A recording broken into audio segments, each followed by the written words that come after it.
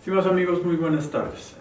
Nos encontramos con Mari Carmen Bernal, aquí en Foro Jurídico, y nos viene a platicar sobre un estudio que se organizó por parte de Abogadas MX sobre la inclusión de la mujer en el mundo jurídico. Es un tema digno del Foro Jurídico. Bienvenida. ¿Qué tal? ¿Cómo estás? Muchas gracias por la invitación. Gracias, Mari Carmen. Antes, para empezar, platícanos un poco de ti. ¿Cuáles son los rasgos más importantes? Porque sabemos que eres investigadora de hace muchos años, pero hay una parte muy importante que creo que va a redondear el porqué tu participación en el estudio. Con mucho gusto. Bueno, desde hace 10 años me he dedicado a trabajar desde el punto de vista académico y también de investigación en el tema de la inclusión de la mujer hacia la alta dirección, hacia posiciones estratégicas. Y hace 4 años fui nombrada una de las delegadas de México para el W20 en el marco. Sí me gustaría explicar un poco qué es esto, porque creo que es un tema relevante desde donde se puede incidir a nivel de política pública para mejorar la participación principalmente de la mujer en temas de negocio y en el nuevo modelo socioeconómico. El G20 creó una serie de grupos afines con el ánimo de poder enriquecer la agenda global que se presenta cada año en el marco del G20 para tomar decisiones estratégicas, principalmente con un enfoque económico. Y desde hace 4 años se incluyó este grupo afín, que es el Women 20, con el ánimo de poder fomentar y hacer visible la participación de la mujer en varios sectores económicos. Este año, por primera vez, se hizo en Latinoamérica, en Argentina, y hemos diseñado una agenda que lo que busca es principalmente promover la participación de la mujer en este nuevo modelo socioeconómico. Entonces hemos agregado en el marco de los pilares que siempre trabajamos la inclusión rural, que es un tema muy importante para América Latina, porque la participación de la mujer en este tema es relevante, ¿no? Si realmente su influencia sí aumenta el Producto Interno Bruto en estos países, ¿no? En esta agenda. También manejamos el pilar de inclusión laboral, principalmente haciendo que el mundo laboral sea un mundo mucho más amigable y mucho más propicio para la participación de la mujer. La inclusión digital, porque no se puede vivir en la 4ª revolución industrial si no se manejan estos temas, y la inclusión financiera, generando también mayor conciencia en el sector financiero para poder atraer el talento femenino y que pueda invertir de mejor manera en este tema. Esto nos da todo el rango de la población. Así es. Y hoy lo que te invitamos a platicarnos es un poco en el rango alto, en donde Abogadas MX, un grupo de abogadas mexicanas, hace este estudio. Cuéntanos un poco del estudio. El estudio se llama Inclusión de la Mujer en Puestos de Liderazgo. ¿Cuáles fueron los principales hallazgos del estudio?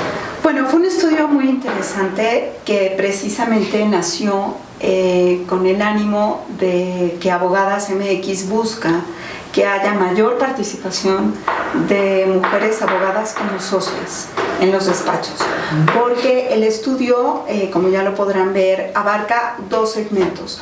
Por un lado, las mujeres abogadas socias, ¿no?, que están en despachos, pero también las mujeres abogadas que están en direcciones o departamentos jurídicos dentro del mundo corporativo, que tienen una realidad total y absolutamente distinta a la que viven las mujeres que están en despachos.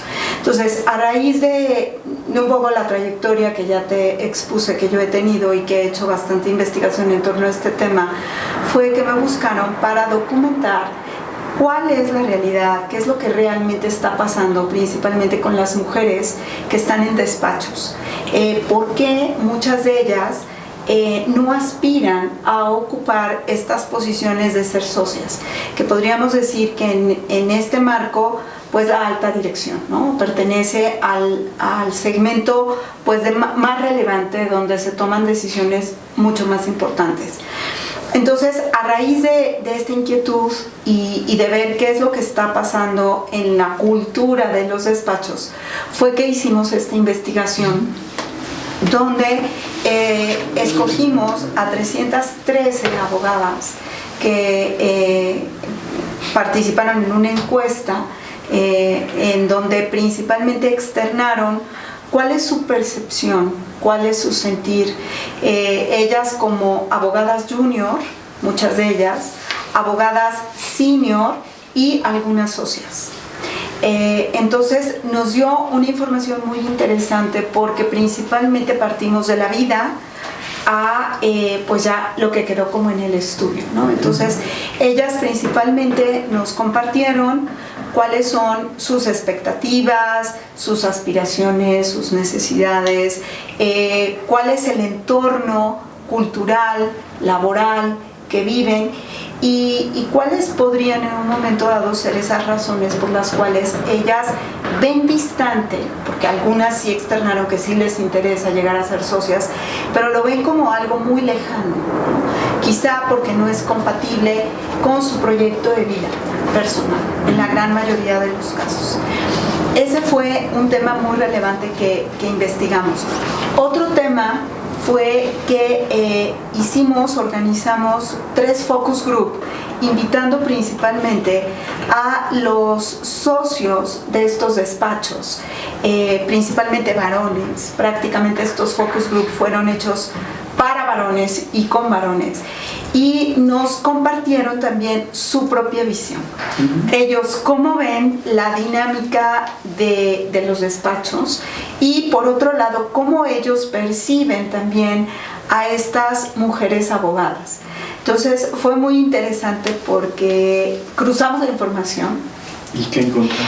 Algunos puntos coincidían, otros no.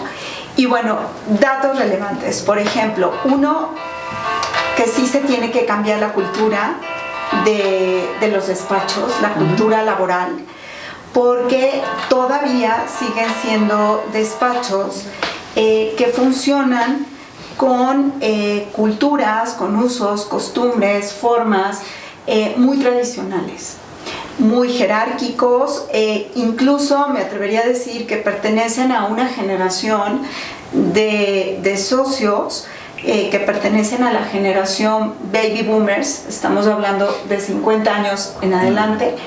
Y el factor familiar también tiene que... Totalmente. ¿No? Porque esa es la etapa en donde se crean los despachos en México, y todos son familiares. Así es. Son empresas en su gran mayoría familiares, con precisamente prácticas y costumbres pues muy de empresa familiar mexicana, ¿no? Con el otro problema de que vienen también en nuestra cultura y en el sector de abogados, también el tema familiar, herencia, ¿no? Así es.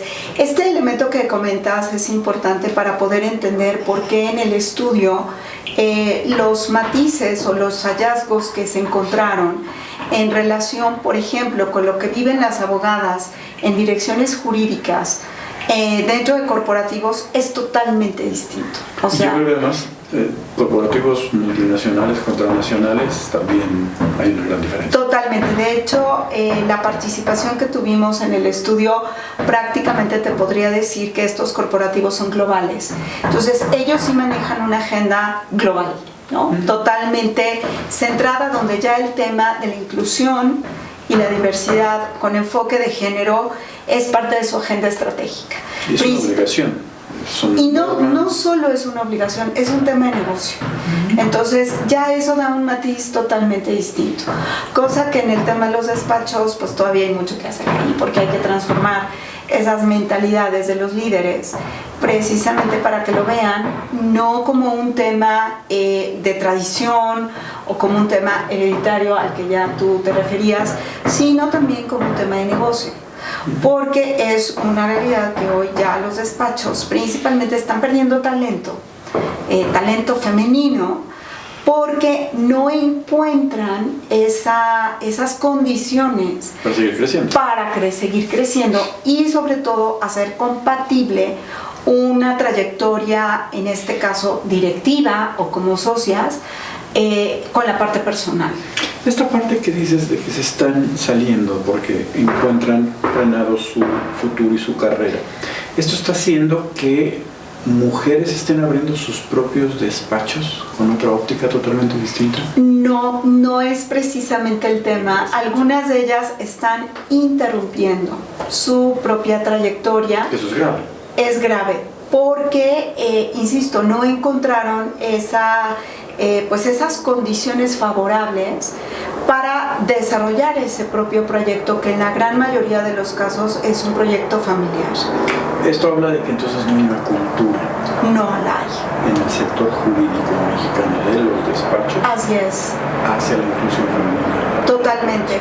Por eso una de nuestras recomendaciones en este estudio fue principalmente trabajar con los líderes. ¿Por qué con los líderes o los socios? Porque ese líder es el socio el que genera y crea la cultura dentro de los despachos. Y si esa cultura sigue siendo bajo los paradigmas en donde el tema de la inclusión todavía no se ve como una parte estratégica dentro del despacho, pues ahí estamos teniendo, como ya lo tenemos, pues despachos inconscientemente, vamos a llamarlo así, excluyentes. ¿Por qué? Porque sus prácticas, sus usos, sus costumbres, pues todavía siguen siendo hechas por líderes formados mentalmente, culturalmente, bajo ese prisma, bajo ese paradigma. Hace 40 años. Hace 40 años. O sea, te estoy hablando que todavía tenemos despachos que en su momento fueron muy buenos, pero hechos para varones, por varones y con una cultura de varones. Esta cultura viene de tribunales y de toda esta historia, ¿no? Donde se privilegia valores o actitudes de mucha competencia, de mucha presión, incluso me atrevería a decir con cierto prisma de agresividad, de rudeza. Y hasta temas de corrupción. Y hasta todo va derivado de eso, ¿no? Así es. Hablando de ese oscuro negro del sistema, vamos a ponerlo penal, o de los tribunales de México de antaño. Así es. Entonces, por eso, la principal recomendación, y que fue muy interesante en este estudio, y eso lo debemos también a estos focus group, donde los mismos líderes externaron su sentir en torno a este tema.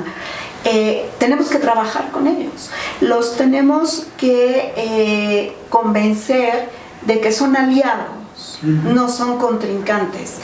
¿Por qué? Porque si ellos no cambian su mentalidad en torno a este tema, vinculado con que es un tema social, es un tema de negocio y es un tema de que si quieren permanecer y pervivir como empresa, como despacho, pues se tienen que abrir al talento de la mujer. Porque es una realidad que aporta, que suma, que co-crea con ellos. Entonces, es un tema interesante porque sí hay que trabajar mucho en el tema de liderazgo.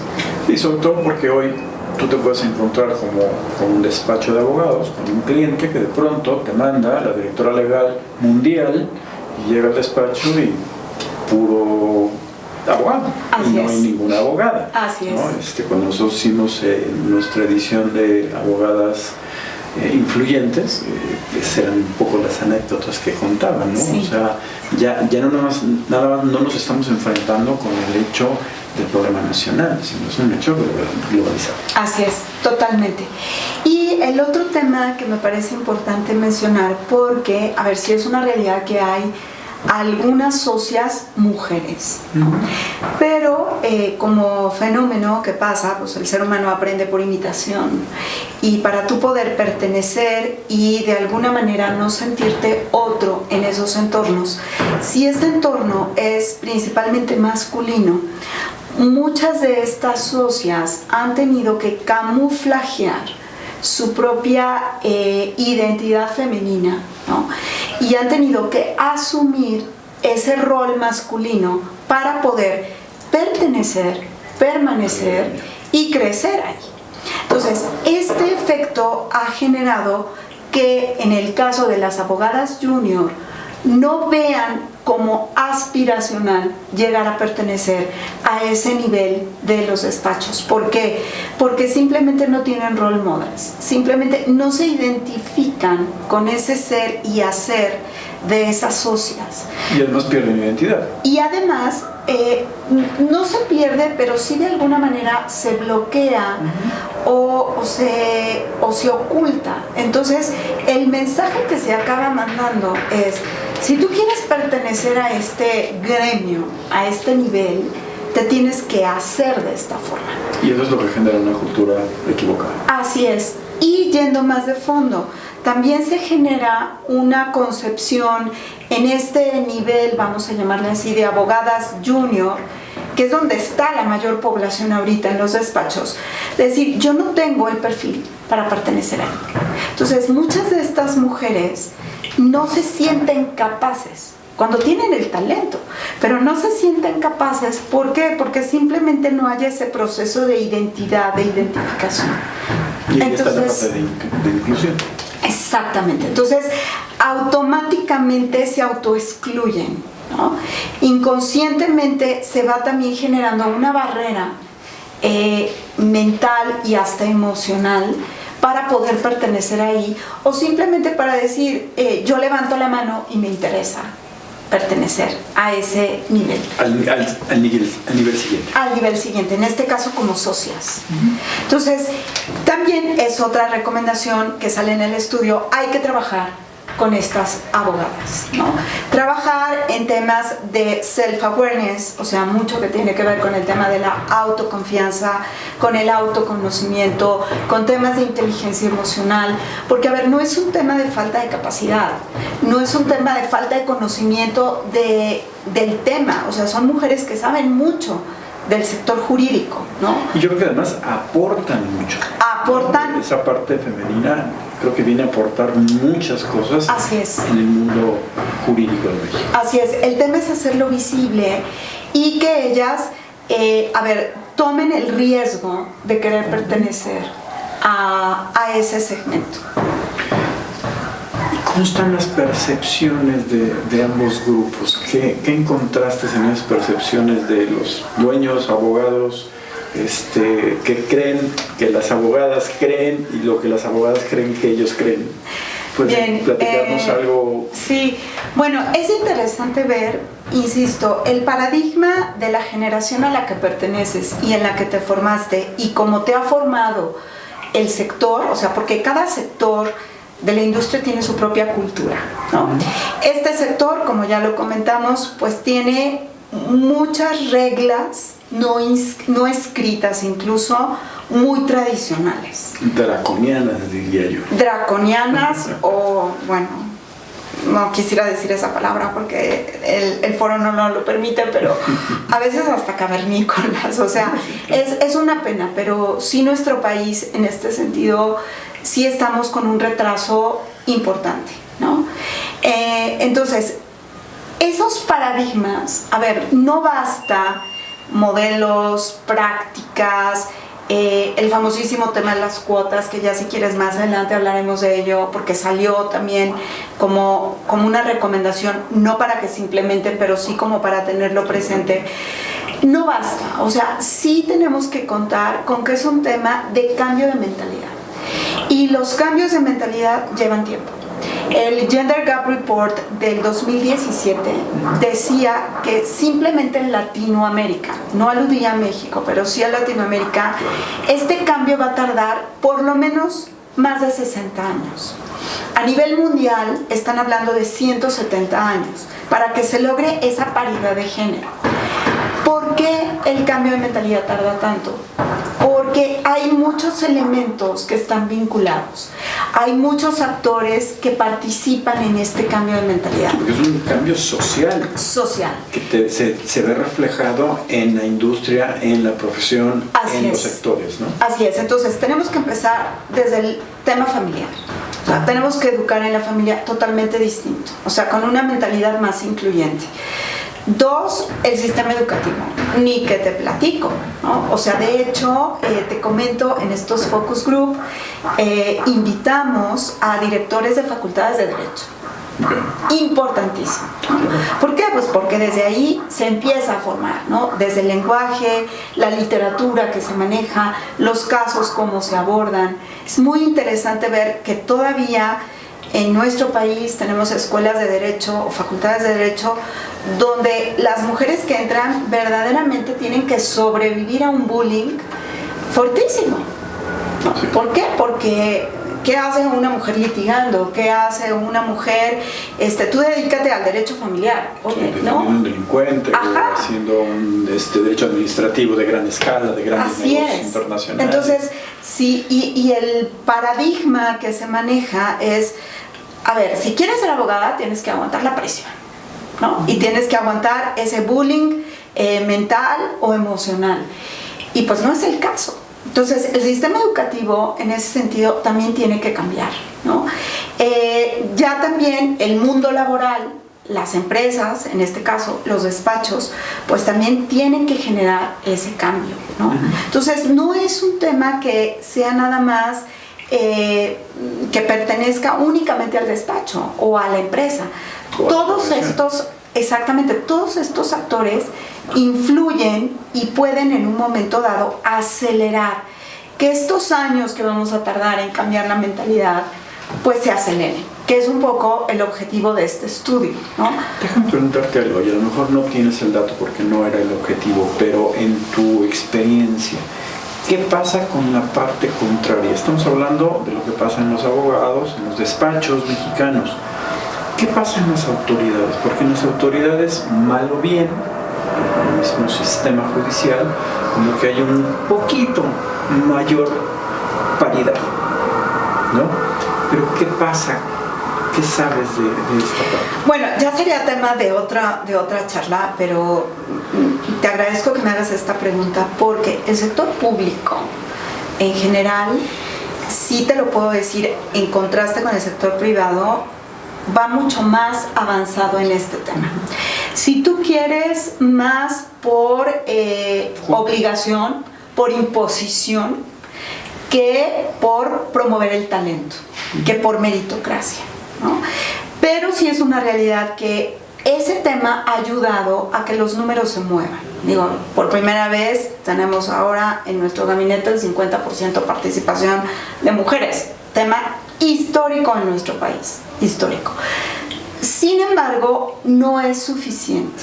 O sea, hace falta generar modelos que atiendan el tema talento. O sea, que desarrolles el talento, que te centres en el talento y que al final, pues eso también va a redituar pues en que se mejore ese sector de la industria.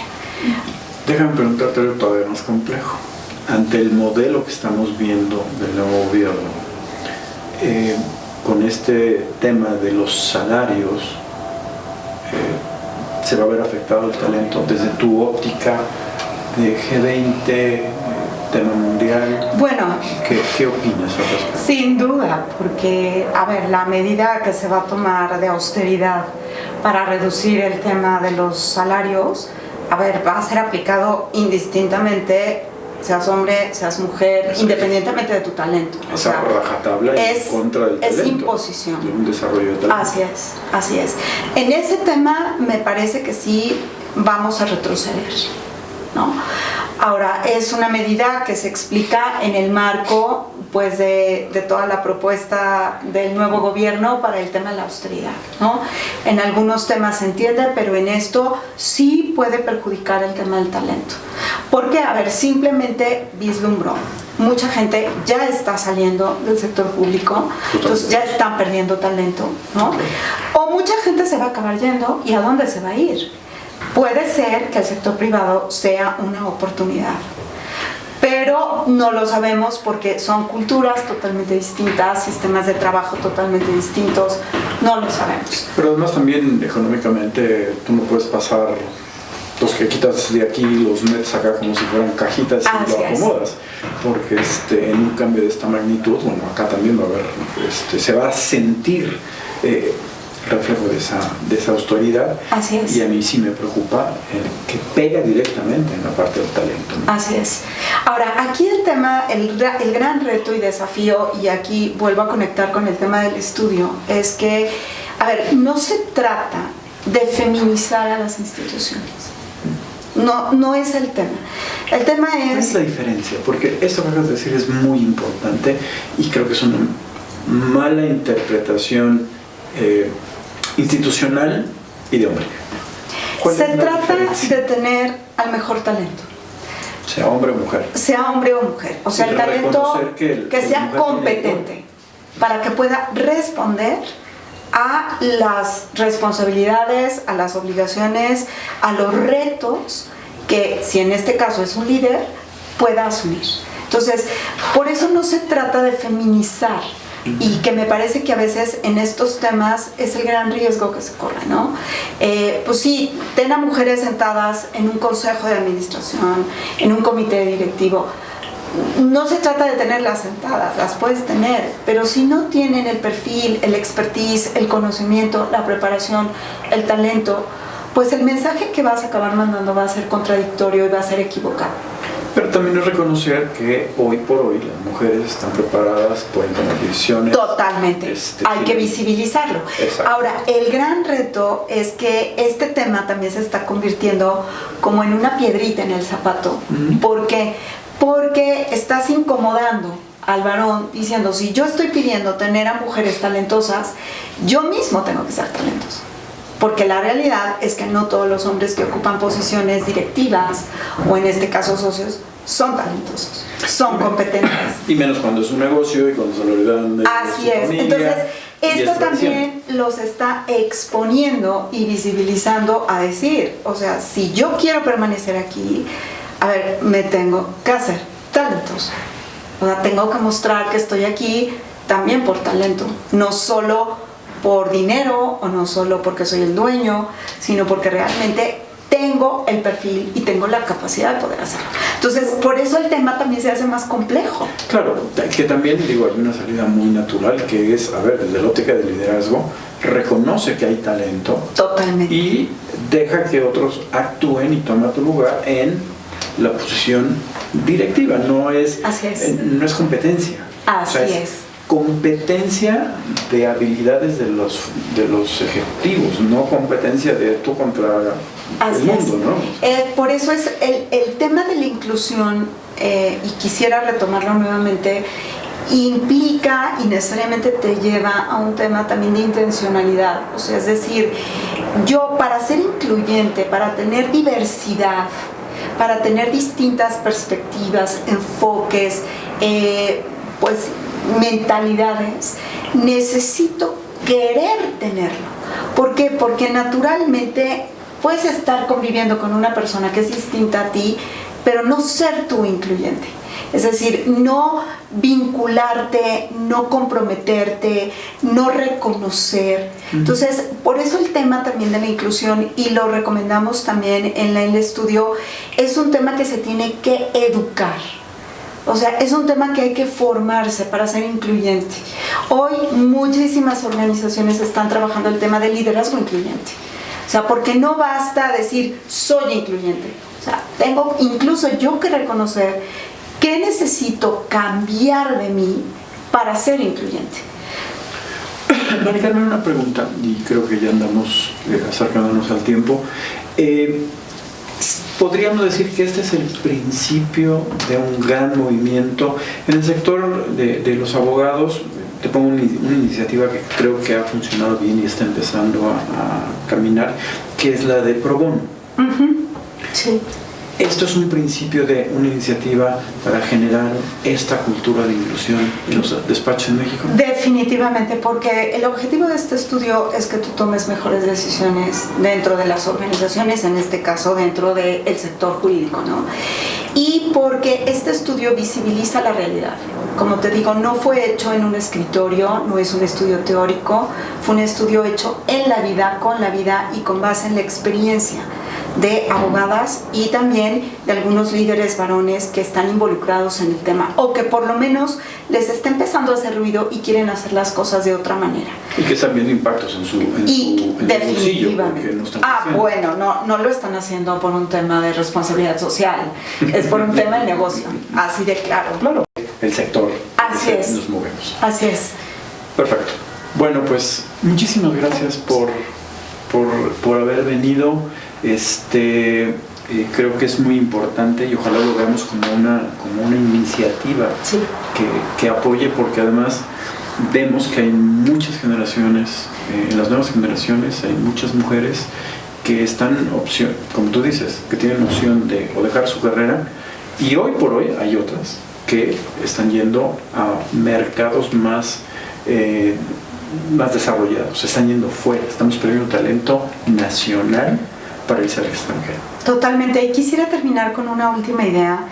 Este estudio también lo que promueve es la participación del varón. O sea, creo y estoy convencida por mi experiencia, exactamente, en otros países, que la clave de estos temas es la coparticipación, la corresponsabilidad, la complementariedad que existe entre el varón y la mujer. El tema es qué es lo que uno puede aportar, el otro puede aportar y cómo lo hacemos fluir y confluir en un entorno donde ya no se puede estar funcionando de una manera excluyente, sino que tenemos que ser copartícipes, colaborativos. Entonces este estudio también de alguna manera, aunque el foco es la mujer, también va a beneficiar al varón. Entonces sí me gustaría dejarlo muy claro, porque no es un estudio feminista, radical, sino es un estudio que busca promover a la mujer, pero también incluir al varón. ¿Dónde lo pueden consultar tus abogados? Bueno, está publicado, si bien entiendo, en la página, en el portal de Abogadas MX, y ahí va a estar pues expuesto un buen tiempo, y si no, pues pueden buscar directamente Abogadas MX y pedirlo. Pero sí creo que es un documento interesante. Quienes quieren conocer un poco más la realidad de este entorno y de este sector, pues sí lo tienen que consultar. Creo que es una lectura obligada. Yo creo que sí. Yo creo que ahora, a la modernidad, es una lectura obligada. Definitivamente. Muchas gracias. Mucho gusto. Gracias. Gracias, amigos. Hasta luego.